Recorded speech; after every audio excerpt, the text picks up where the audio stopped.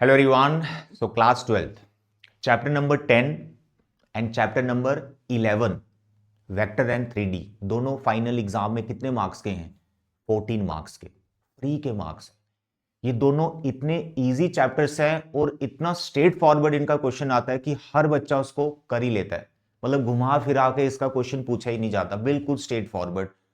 अगर आपको इन दोनों चैप्टर्स की बेसिक नॉलेज है, अच्छे से आपने एनसीईआरटी परफेक्ट कर रखी है, तो 100% ये 14 मार्क्स आपके कंफर्म है फाइनल बोर्ड एग्जाम। और सिलेबस बहुत लिमिटेड सा है। पहले वेक्टर में scalar triple product, vector triple product, 3D में पूरा प्लेन, इतना बड़ा टॉपिक, बहुत कुछ हुआ करता था, सब कुछ डिलीट हो चुका है। वेक्टर में आपको बेसिक इसका जो फर्स्ट और सेकंड एक्सरसाइज करना है, उसके बाद dot product and cross product. 3D में सिर्फ स्ट्रेट लाइन है, दैट्स ऑल। तो विद इन 1 वीक मैं ये दोनों चैप्टर्स आपके कंप्लीट कर दूंगा। मेरे साथ प्रॉपर नोट्स बनाना। 14 मार्क्स कंफर्म है, फ्री के मार्क्स हैं। अच्छे से इनको प्रिपेयर करो और प्रॉपर इनके नोट्स बनाओ। Is it clear?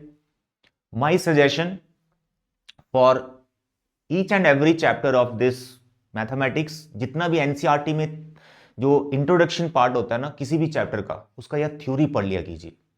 कई बार असर्शन रीजन या कुछ ऐसी टर्म्स होती हैं, जैसे मैं अगर आपको पूछूं कि यार स्केलर कंपोनेंट्स क्या होते हैं, वेक्टर के स्केलर कंपोनेंट्स, तो आप मुझे बता दोगे सर जो आई जे के कोफिशिएंट होते हैं उनको स्केलर कंपोनेंट्स कहा जाता है। मैं अगर आपको पूछूं कि इनका दूसरा नाम क्या है, स्केलर कंपोनेंट्स का दूसरा नाम क्या है, क्या इनको कुछ और भी कहते हैं तो आपको शायद नहीं पता होगा। क्यों? क्योंकि वो सब इस थ्योरी में लिखा हुआ है। तो वो क्या है स्केलर कंपोनेंट्स का दूसरा नाम? तो थ्योरी पढ़ो, आपको पता चल जाएगा। ठीक है, मैं आपको भी दिखाऊंगा कि उनको क्या कहते हैं दूसरा। ठीक है, तो आज हम वेक्टर की शुरुआत करते हैं। 7 मार्क्स का लास्ट ये आया था फाइनल एग्जाम में, तो आज हम बेसिक पूरा इसका हम क्लियर करेंगे। फर्स्ट एक्सरसाइज को कंप्लीट करेंगे, सेकंड तक देखते हैं हम पहुंच पाते हैं कि नहीं। मेरे प्यारे और दुलारे बच्चों, ध्यान से सुनिए। वेक्टर आप कब से पढ़ते आ रहे हो? 9 से शुरुआत हो गई होगी, है ना? तो आपको सिखाया गया क्वांटिटीज के बारे में। क्वांटिटीज दो तरह की मेनली आप यहां पे डिस्कस कर रहे हो, scalar quantities and vector quantities. Scalar quantities क्या होती हैं? जिनका सिर्फ मैग्नीट्यूड होता है। जैसे कोई लाइन सेगमेंट है ए बी, तो ये तुम्हारी स्केलर क्वांटिटी। जब इसी लाइन सेगमेंट को कोई डायरेक्शन आप दे दोगे तो वो वेक्टर क्वांटिटी बन जाएगा। तो इसलिए वेक्टर क्वांटिटीज क्या होगी? Quantities which have magnitude as well as direction. बिल्कुल बेसिक समझा रहा हूं, बोर मत हो जाना। ये सब यहां थ्योरी में लिखा हुआ है, ये सब थ्योरी में लिखा हुआ है। तो यहां पर आपके पास ये लाइन सेगमेंट ए बी है, तो इसको आपने डायरेक्शन दे देनी है, तो ये बन जाएगा एक वेक्टर। यानी ये तुम्हारा इसका इनिशियल पॉइंट आ गया और ये तुम्हारा फाइनल पॉइंट आएगा, जिसको टर्मिनल बोलते हैं। तो ये हमारी एक लाइन सेगमेंट है जिसको डायरेक्शन दे दी गई है, तो उसको हम वेक्टर बोलते हैं। सिंपली आपको याद रखना है ओनली मैग्नीट्यूड, तो स्केलर क्वांटिटीज, मैग्नीट्यूड और साथ में डायरेक्शन भी है अगर उसकी, तो वो वेक्टर क्वांटिटीज है। That's all. क्लियर है? तो मेरे प्यारे और दुलारे बच्चे, प्लीज प्लीज प्लीज ये थ्योरी जो लिखा है इसको पढ़ लीजिएगा। इसको पढ़ने से आपको कॉन्फिडेंस आएगा कि आप वेक्टर को बड़ा डिटेल में समझ पा रहे हैं। इन केस अगर आपको ये नहीं आता कुछ भी, तो ये थ्योरी जरूर पढ़ लीजिएगा। कि जैसे देखो यहां पे लिख रखा है स्केलर क्वांटिटीज, देखो यहां लिखा है स्केलर क्वांटिटीज, ठीक है, यहां देखो लिखो स्केलर क्वांटिटीज। तो जो मैं पढ़ा रहा हूं सब कुछ यहां पे लिखा हुआ है। मेनली है क्वेश्चंस बच्चों को नहीं आते हैं, वो मैं सारे यहां सॉल्व करके आपको बताऊंगा।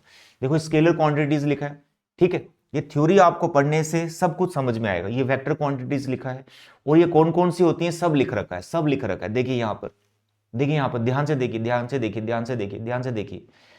इन mathematics, physics and engineering we frequently come across with both types of quantities, namely scalar quantities such as, देखो, length, mass, time, distance, speed, area, volume, temperature, work, money, voltage, density, resistance etcetera. ये सारी scalar quantities हैं। फिर आगे vector quantities देखो क्या है, displacement, velocity, acceleration, force, weight, momentum, electric field intensity etcetera. तो ये जो लिखा हुआ है थ्योरी में, ये एक्सरसाइज में ये टर्म्स नहीं है। तो कई बच्चों को कंफ्यूजन होती है कि ये एक्सेलरेशन वेक्टर क्वांटिटी है कि स्केलर क्वांटिटी है, शायद वो एक्सरसाइज में क्वेश्चन ना हो, तो थ्योरी पढ़ने से भी आपको कुछ टर्म्स का पता चल जाएगा। जैसे हो सकता है टेम्परेचर से रिलेटेड कंफ्यूज हो बच्चा, वर्क से रिलेटेड कंफ्यूज हो तो कि कौन सी क्वांटिटी, तो कहां से पढ़ना है, इस एनसीईआरटी से पढ़ना, ठीक है। तो ये थ्योरी आप जरूर पढ़ लीजिएगा। तो सबसे पहले जैसे कि मैंने बताया एक डायरेक्टर लाइन सेगमेंट है, उसको हम वेक्टर कहते हैं। तो ये एग्जांपल्स आपको दिख रही हैं, this is vector, this is vector, this is vector, ठीक है। ये वेक्टर ए बी हो गया, इन सब की यहां डायरेक्शन दिखा रखी है, दैट्स ऑल। डेफिनेशन आप देख सकते हैं, quantity that has magnitude as well as direction is called a vector. Is it okay? और इसको हम डिनोट करते हैं ए बी, ए इसका इनिशियल पॉइंट है, बी इसका टर्मिनल पॉइंट है जिसे हम फाइनल पॉइंट बनाते हैं, ऊपर एरो डाल देना है, ए से बी है, अगर बी से ए होगा तो बी ए लिखना है, एरो वैसे ही रहेगा, ठीक है। Sometime we also denote it by small letter A, vector A, ठीक। तो यहां पर देखें, since the length is never negative the notation this has no meaning, यानी वेक्टर का जो मैग्नीट्यूड लिखा हुआ अगर वो लिखा है लेस देन जीरो तो इसका कोई मतलब नहीं है, ये मीनिंगलेस है, वो हमेशा जीरो या उससे बड़ा होगा। तो यहां पर सबसे पहले जो डेफिनेशन हमें समझनी है पोजीशन वेक्टर की, वेरी इंपॉर्टेंट, क्योंकि पोजीशन वेक्टर से ही शुरुआत होगी। आगे 3D में तो पोजीशन वेक्टर आपको बहुत बार अप्लाई करना है, यूज करना है, फाइंड करना है। तो यहां पर सबसे पहले हम बात करते हैं कि पोजीशन वेक्टर क्या होता है। मेरे प्यारे दुलारे बच्चों ध्यान से सुनिए, यहां पर तुम्हारे पास एक्स एक्सिस, वाई एक्सिस या जेड एक्सिस हैं, ठीक है। तो ये आ गया reference point that is origin. तो किसी रेफरेंस पॉइंट से आप किसी पर्टिकुलर पॉइंट तक पहुंच रहे हो and let this is the particular point A. तो जब आप ओरिजिन से इस ए तक जा रहे हो तो ये जो आपके पास डायरेक्शन बन रही है, ये जो वेक्टर बन रहा है, इसको हम पोजीशन वेक्टर कहते हैं। सिंपल वर्ड्स में आप ये समझें कि ओरिजिन से जब आप किसी पॉइंट तक जा रहे हो तो वहां पे जो डायरेक्शन बन रही है उसको आप पोजीशन वेक्टर बोलेंगे। वेक्टर एंड पोजीशन वेक्टर दोनों में डिफरेंस क्या है? वेक्टर दो पॉइंट्स के बीच में हो सकता है, दो पॉइंट्स के बीच में ही होता है, लेकिन जो पोजीशन वेक्टर है वो बड़ा स्पेसिफिक है, उसका जो इनिशियल पॉइंट है वो हमेशा रेफरेंस पॉइंट है जिसे आप ओरिजिन बोलते हो। जैसे ये ओरिजिन इसका आ गया ना स्टार्टिंग पॉइंट, तो ये पोजीशन वेक्टर है। अगर यहां पर मैं दूसरा पॉइंट बी ले लूं और यहां पर मैं इस तरह से लिख दूं ओबी, तो ओबी भी पोजीशन वेक्टर है। लेकिन जब मैं ए से बी की तरफ जा रहा हूं तो यहां पर जो मेरा ए बी वेक्टर बन रहा है इसको आप पोजीशन वेक्टर नहीं बोलोगे। क्यों? क्योंकि जो ए बी वेक्टर है उसका जो स्टार्टिंग पॉइंट है वो रेफरेंस पॉइंट नहीं है, वो ओरिजिन नहीं है, वो एनी कोई पॉइंट है, ठीक। तो this is simply vector O A and O B are position vectors. Is it clear? तो मेन कहानी पोजीशन वेक्टर की यही समझनी है, जब उसका स्टार्टिंग पॉइंट ओरिजिन हो, रेफरेंस पॉइंट हो। तो यही यहां सब थ्योरी में लिखा हुआ है। Is it clear? बाकी मैग्नीट्यूड वगैरह सब मैं आगे आपको समझाता हूं, ट्राइंगल लॉ वगैरह क्या है, ठीक है। पोजीशन वेक्टर समझ में आ गया? बिल्कुल। तो उसके नोट्स बना लीजिए, लिख लीजिए, यहां पे सब लिखा हुआ है, ठीक है। थ्योरी आगे बढ़ते जाइए, आगे बढ़ते जाइए, आगे बढ़ते जाइए, आगे बढ़ते जाइए। यहां पे डायरेक्शन कोसाइंस आ गई, फिर इसमें डायरेक्शन रेशोज भी हैं। बच्चों को इनमें बड़ी कंफ्यूजन होती है। और ये जो 3 डायमेंशनल ज्योमेट्री है उसमें भी ये सेम कॉन्सेप्ट है, उसमें भी सेम कॉन्सेप्ट है। First exercise he direction ratios and direction cosines पे है। तो ये मैं आपको थोड़ी देर के बाद समझाता हूं, बहुत सिंपल है। क्वेश्चन जब हम करेंगे, क्योंकि अभी ना ये समझाऊंगा ना बहुत टाइम लग जाएगा। आप फाइनल, मैं आपको फाइनल के लिए पढ़ा रहा हूं ताकि फाइनल में अच्छे मार्क्स आए। तो इतना ज्यादा भी डेप्थ में जाने की जरूरत नहीं कि ये वेक्टर है, ये सभी एक्सिस के साथ एंगल बना रहा है, अल्फा बीटा गामा, वैसे समझा ही दिया मैंने। उनको डायरेक्शन एंगल्स बोलते हैं, फिर डायरेक्शन कोसाइंस है, यूनिट वेक्टर से रिलेटेड है ना, उतना डिटेल में नहीं जाना। अभी आपका मेन काम है क्वेश्चंस को प्रैक्टिस करना है। अभी ये सब इस पे बेस्ड क्वेश्चंस ही पूछे जाते हैं, वो मैं आपको समझाता हूं एकदम डिटेल में, तुम्हें वो क्वेश्चन समझ में आएंगे। ये पूरा 3D में भी फर्स्ट एक्सरसाइज हम निपटाएंगे, ये नोट वोट सब आपको समझाए जाएंगे। अब मेन आ गया यहां पर ये डेफिनेशंस आपको टिप्स पे चाहिए। इसमें बड़ी कंफ्यूजन होती है, बहुत कंफ्यूजन होती है, सर कौन सी कैसी एग्जांपल हम लें। यहां पर देखो, सबसे पहले देखो जीरो वेक्टर।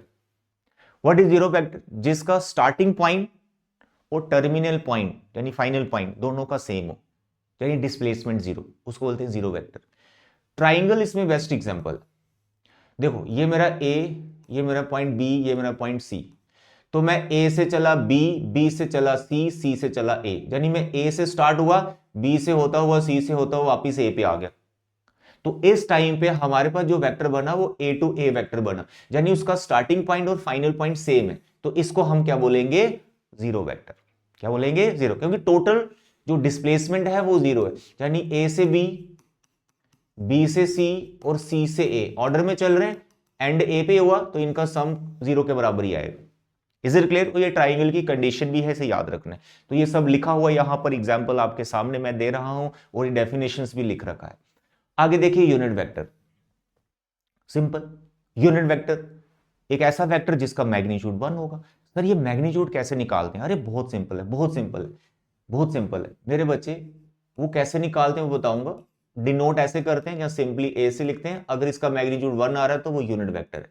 अब वो सर निकालना कैसे? इसका एक बेसिक फॉर्मूला है, ए कैप से इसको डिनोट करते हैं। इसका फॉर्मूला है, अगर किसी वेक्टर को यूनिट बनाना है तो भाई साहब ऐसा करो, उस वेक्टर को उसी के मैग्नीट्यूड से डिवाइड कर दो, उस वेक्टर को उसी के मैग्नीट्यूड से डिवाइड कर दो। जो नई चीज आपके सामने आएगी उसको एक कैप से डिनोट करते हैं और उसको हम यूनिट वेक्टर बोलेंगे, क्योंकि ये जो क्वांटिटी है इसका मैग्नीट्यूड टोटल 1 हो चुका है। ठीक है, तो simple, what is unit vector? Whose magnitude 1, a vector whose magnitude 1। तो उसका फॉर्मूला है vector divide by its magnitude, that's all. Next is coinitial vector. देखो नाम में ही क्या लिखा है, को इनिशियल। ऐसे वेक्टर्स जिनका स्टार्टिंग पॉइंट सेम होगा, जैसे कोई ए पॉइंट है तो कोई इधर से निकल रहा है, कोई इधर को जा रहा है, कोई इधर को जा रहा है, कोई इधर जा रहा है, सभी ए से निकल रहे हैं, तो दे आर कॉल्ड को इनिशियल। एग्जाम्पल आपको एक्सरसाइज में मिलेगी, बहुत प्यारी प्यारी एक्सरसाइज में एक दो एरर भी है, वो भी मैं आपको समझाऊंगा। ठीक है, नेक्स्ट आर कोलिनियर वेक्टर्स। ये बहुत इंपॉर्टेंट है क्योंकि इसमें कंफ्यूजन होती है, और इस पे बेस्ड एमसीक्यू भी है आपकी ही बुक में, एमसीक्यू भी बड़ी कंफ्यूजन होती है। कोलिनियर वेक्टर्स डेफिनेशंस अंडरस्टैंड करें। Two are more vectors are said to be collinear if they are parallel to the same line irrespective of their magnitude and directions। जैसे मेरे हाथ में ये पेन है, इसके पैरेलल में आप 10 वेक्टर बना दो, वो सारे कोलिनियर कहलाएंगे, यानी वो किसी पर्टिकुलर लाइन या आपस में सभी पैरेलल हैं, जहां एक ही लाइन पर वो चल रहे हैं, वो सब कोलिनियर होंगे। कोलिनियर कब नहीं होंगे? जैसे ये मेरे पास पेन है, इसकी डायरेक्शन है मानो यहां से इधर, ठीक है, ऐसे, और दूसरा वेक्टर ऐसे है, तो ये इस डायरेक्शन में जा रहा है, ये इस डायरेक्शन में जा रहा है, इनकी डायरेक्शन बिल्कुल अलग है। Best example X axis, Y axis and Z axis. I X axis के अलॉन्ग चल रहा है, वाई जेड एक्सिस के अलॉन्ग चल रहा है, ये कोलिनियर नहीं है, इनकी डायरेक्शन एक ही लाइन के पैरेलल नहीं है, अलग अलग है, परपेंडिकुलर आपस में। ठीक है, तो वो कोलिनियर नहीं कहलाएंगे। तो बाकी एग्जाम्पल्स आपको अभी मिलेंगी थोड़ी देर में एक्सरसाइज में, तो यहां पर आप समझें कोलिनियर जो एक लाइन के साथ सभी पैरेलल चल रहे हैं, उनकी डायरेक्शन या मैग्नीट्यूड कुछ भी हो सकता है, उससे कोई फर्क नहीं पड़ता। नेक्स्ट बच्चे आ गया आपका equal vectors. Very easy, very important, कई बार कंफ्यूजन होती है, ध्यान से पहले डेफिनेशन समझो। ठीक, two vectors A and B are said to be equal if they have same magnitude and direction. इस लाइन को तुम बाद में पढ़ो, पहले यहां तक रीड करना है। ठीक है, दो वेक्टर्स को हम इक्वल कहते हैं अगर उनका मैग्नीट्यूड सेम है और डायरेक्शन भी सेम है। सिंपल। आगे क्या लिखा है? Regardless of the positions of their initial points and, okay, यहां तक अलग से पढ़ो, regardless of the position of their initial points, और उनको हम इस तरह से लिखते हैं अगर दो वेक्टर्स इक्वल हो गए।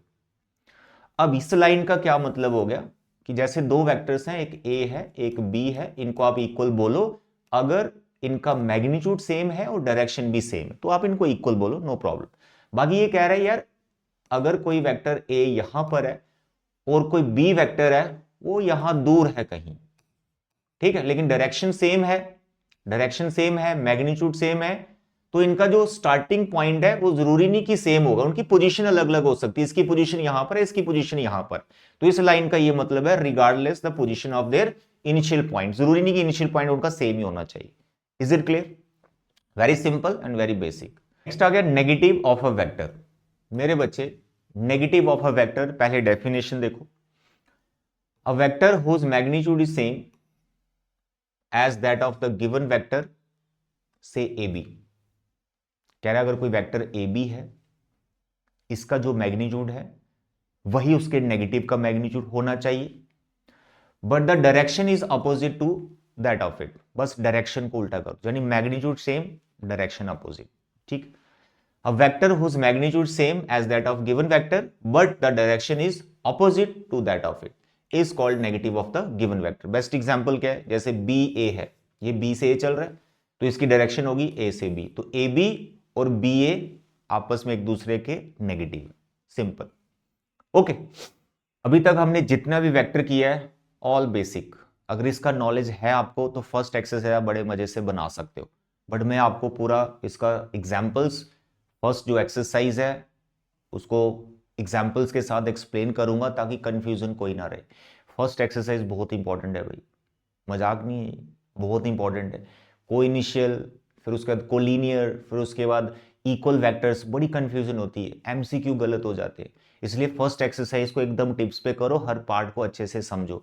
पहले हम एग्जाम्पल्स करेंगे, उसके बाद एक्सरसाइज, और लास्ट में मैं आपको करवाऊंगा direction ratios and direction cosines क्या होती है और किसी वेक्टर से हम कैसे direction ratio and direction cosines को बनाएंगे। ठीक है, एग्जांपल के साथ हम समझेंगे। तो पहले हम समझते हैं इसकी एग्जांपल। देखो क्या लिखा है, represent graphically a displacement of 40 kilometre 30 degree west of south. ये बड़ी कंफ्यूजन होती है कई बार बच्चों को, ये एंगल कहां पर हमें लेना है, क्योंकि एग्जाम्पल है, सॉल्व है। आप ध्यान से देखो, तो जब भी ऐसा कोई डायरेक्शन वगैरह आए तो आप जल्दी से बना लिया करो, नॉर्थ, ये आ गया आपका साउथ, ये ईस्ट वेस्ट। ठीक है, ये आपने बना लिया। अब यहां पर इसने डिस्प्लेसमेंट को बताना है 40 kilometre 30 degree west of south. देखो ये तुम्हारा साउथ है और 30 डिग्री आपको मूव करना है वेस्ट की तरफ, इस लाइन को बस समझना है। 30 degree west of south, 30 degree west of south, 30 degree west of south, एक बार समझ में आए 10 बार पढ़ डालो इसको तुम। 30 degree west of south, 30 degree west of south, यानी 30 डिग्री वेस्ट, 30 डिग्री वेस्ट की तरफ जाना है। किसका वेस्ट? साउथ का। तो साउथ से रोटेट करना है 30 डिग्री, बस इसको समझना है। तो ये डायरेक्शन तुमने बना दी, ये इसका डिस्प्लेसमेंट, सॉरी ये इसका डिस्प्लेसमेंट कितना 40 किलोमीटर का, ऐसे बना देना है। इसको कोई नाम रख दो, ओपी हो गया, ये 40 किलोमीटर और ये इसकी डायरेक्शन बता दो, बस यही इसका आंसर है। ठीक है, चलिए नेक्स्ट आ गया क्लासिफाई द फॉलोइंग। अब देखो बेसिक नॉलेज नहीं होगी तो आपको कैसे पता चलेगा ये क्या है। ठीक है, देखो 5 सेकंड्स हैं, ये टाइम से रिलेटेड है, ये वॉल्यूम से रिलेटेड है, ये न्यूटन फोर्स से रिलेटेड है, ये 20 मीटर पर सेकेंड टूवर्ड्स नॉर्थ, ये भी डायरेक्शन से रिलेटेड है, ये 30 किलोमीटर पर आवर, ये 10 ग्राम पर सेंटीमीटर क्यूब, ये भी आपका वॉल्यूम से रिलेटेड है। ठीक है, तो अब आप इसमें देखो कौन सी वेक्टर क्वांटिटीज हैं और कौन सी वेक्टर क्वांटिटीज नहीं है। मेरे प्यारे दुलारे बच्चे, यहां जिस जगह पे लिखा है तुम्हारा डायरेक्शन तुम्हें समझ में आती, जैसे ये स्केलर है, 5 सेकंड टाइम है, स्केलर है, ये वॉल्यूम है, ये स्केलर है। उसके बाद ये न्यूटन एक तरह की फोर्स होती है, दैट यू नो, न्यूटन एक तरह की फोर्स होती है, दैट यू नो। तो यहां पर क्या हो रहा है, इसको यहां पर ये थर्ड पार्ट आपका बन जाएगा वेक्टर। ठीक है, 20 मीटर पर सेकंड टुवर्ड्स नॉर्थ, यहां तो डायरेक्शन ही दे रखी है तो ये भी तुम्हारा वेक्टर बन जाएगा। बाकी ये स्पीड से रिलेटेड है, it is only scalar quantity, this is also scalar quantity. तो 2 वेक्टर है, बाकी सब स्केलर है। तो यहां आंसर में भी आप देख सकते हो, आंसर में भी देख सकते हो कि 2 हमारे पास यहां पर वेक्टर है, ये थर्ड पार्ट और ये 6th पार्ट।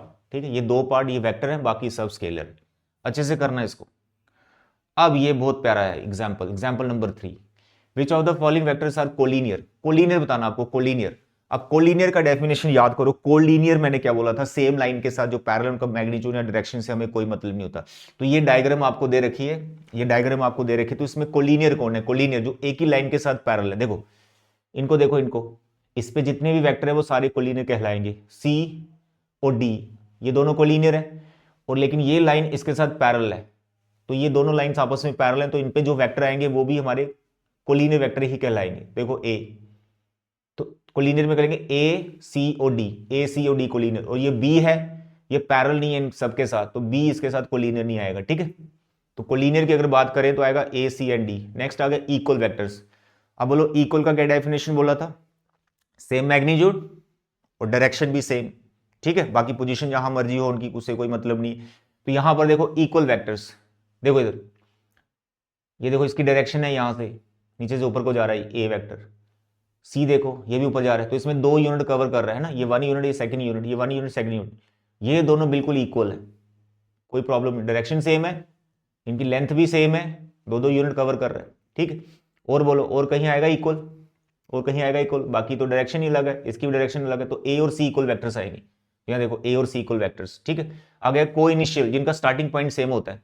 देखो ये स्टार्टिंग पॉइंट है एक, तो यहां से निकल रहा है ये सी वेक्टर, यहां से डी निकल रहा है, इसका मैग्नीट्यूड कुछ भी हो, डायरेक्शन कुछ भी हो, तो कोई दिक्कत नहीं, इनिशियल पॉइंट सेम होना चाहिए। तो ये आपका सी आ गया, यहां से डी आ रहा है, यहां से बी आ रहा है, ये इसका स्टार्टिंग पॉइंट कोई और है, तो एक दो इन तीनों का स्टार्टिंग पॉइंट सेम है, किसका, बी सी और डी का। दैट्स ऑल, दिस इज को initial vectors. Is it okay? तो 3 एग्जांपल। नेक्स्ट देखो एक्सरसाइज 10.1 10.1 देखो ध्यान से, सेम ही है जो अभी एग्जांपल्स की हैं, बट ध्यान से समझ लो। Represent graphically displacement of 40 kilometre 30 degree east of north. अब ये एग्जाम्पल कर रखी है, समझ में आया तभी तो ये क्वेश्चन बना पाओगे। तो मेरे प्यारे बच्चे, अगर तुम यहां पे लिखते हो ईस्ट, यहां लिखते हो वेस्ट, यहां लिखते हो नॉर्थ, यहां लिखते हो साउथ, ऐसे लिखते हैं। अब तुम्हें यहां लिखा है 40 kilometre 30 degree east of north, 30 degree east जाना है, नॉर्थ का ईस्ट, तो 30 डिग्री ईस्ट, ये रहा ईस्ट, नॉर्थ का ईस्ट, ऐसे जाएगा, ठीक है। 30 डिग्री इधर घूमना है नॉर्थ की तरफ, तो दिस इज योर आंसर, ठीक है। जस्ट अ मिनट, चलिए, तो ये तुम्हारा आ गया फर्स्ट क्वेश्चन का आंसर। बस ये डिस्प्लेसमेंट दिखा देनी, इसका नाम पी रख दो, इसका ओ रख दो, और इसके ऊपर लिख दो 40 किलोमीटर। नेक्स्ट आ गया classify the following measure as scalar and vector quantities. ये तो बहुत मस्त है, तो मैं वेक्टर वेक्टर यहां पे लिख देता हूं, जैसे केजी है, ये मास है, ये स्केलर है, ठीक है। तो वेक्टर को मैं हाईलाइट कर देता हूं, 2 मीटर ये वेक्टर क्वांटिटी, और ये एक्सेलरेशन है वेक्टर क्वांटिटी, बाकी सब स्केलर है। 2 इसमें वेक्टर क्वांटिटी, बाकी सब स्केलर है, ठीक है। ये चार्ज है, फोर्स मिलेगी तो इसकी डायरेक्शन होगी। उसका फिर से scalar and vector quantity, time, distance scalar, ये तुम्हारी वेक्टर क्वांटिटी वेलोसिटी, ठीक है, बाकी सब स्केलर है। अब इसमें शायद एरर है, आप देख लेना अपनी बुक में, 4th क्वेश्चन में कुछ कंफ्यूजन होती है बच्चों को। देखो 10.6 फिगर में ये स्क्वायर दिया हुआ है, आइडेंटिफाई द फॉलोइंग।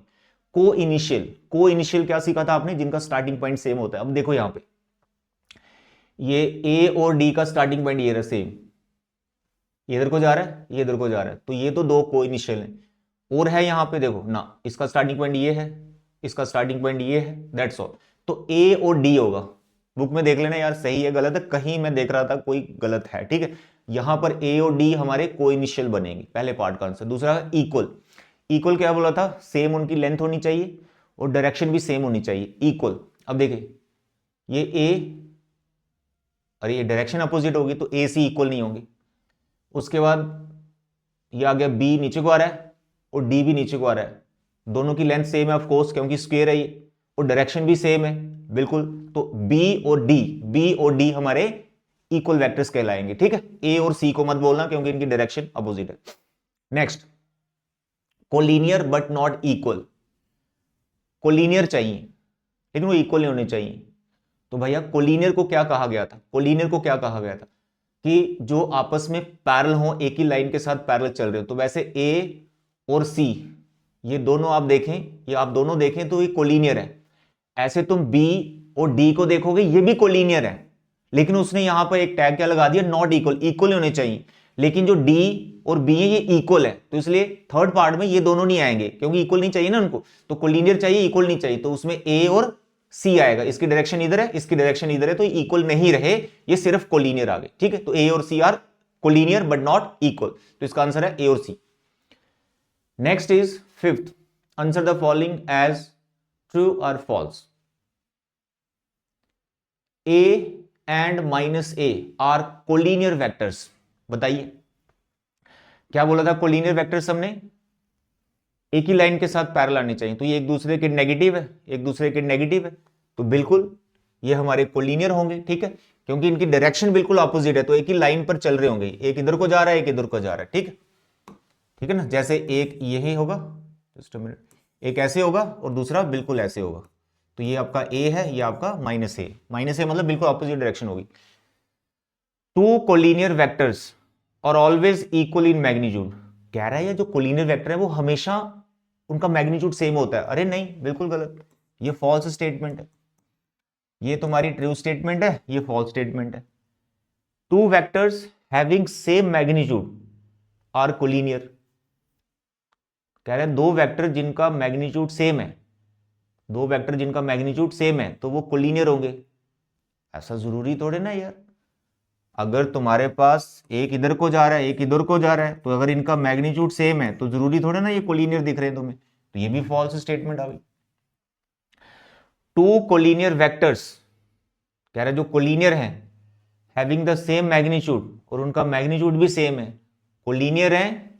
जैसे एक ये आ गया, मानो दूसरा इधर लगाते हैं, ये दोनों कोलिनियर हैं और उनका मैग्नीट्यूड भी सेम है, वो हमेशा इक्वल होंगे ऐसा जरूरी नहीं। आपको यहां स्क्वायर में दिख रहा है, देखो two collinear vector having same magnitude, तो यहां पे देखो ना, यहां पे देखो, यहां पे देखो ध्यान से, यहां पे देखो ध्यान से, two collinear vector having same magnitude, तो भैया यहां पे देखो, यहां पे इसमें देखो, इस स्क्वायर में बेस्ट एग्जांपल है, ये तुम्हारा ए और सी, ये कोलिनियर है, मैग्नीट्यूड भी सेम है, तो कह रहा है आर इक्वल, क्या वो इक्वल होते हैं? नो, ये इक्वल नहीं है, इक्वल होने के लिए डायरेक्शन सेम होनी चाहिए, तो ये भी फॉल्स है। तो यहां पर भैया सब कुछ फॉल्स ही चल रहा है, यहां पे सब कुछ फॉल्स ही चल रहा है, ये ट्रू आ गया, बाकी तीनों यहां पे ये फॉल्स आ गए। Is it clear? तो भैया ऐसे नहीं है, हर क्वेश्चन डिटेल में करना है, ठीक है। चलिए आगे, ये नेक्स्ट मैं लेक्चर में करवाऊंगा, अभी मैं तुम्हें समझा देता हूं direction ratios and direction cosine simple भाषा में, जो तुम्हें 3D चैप्टर में प्लस इसमें कोई क्वेश्चन आता है वेक्टर में कैसे बनाना है, ठीक है। बाकी और भी मैं आपको डिटेल में समझाऊंगा, ध्यान से समझो। देखो अगर तुम्हारे पास कोई वेक्टर है 2i + 3j + 4k, बाकी इस पे मैं आऊंगा, i j k क्या होते हैं, कहां होते हैं, इनके क्या और फॉर्मूले रिलेशंस होते हैं, वो अभी चलेगा नेक्स्ट हमारा।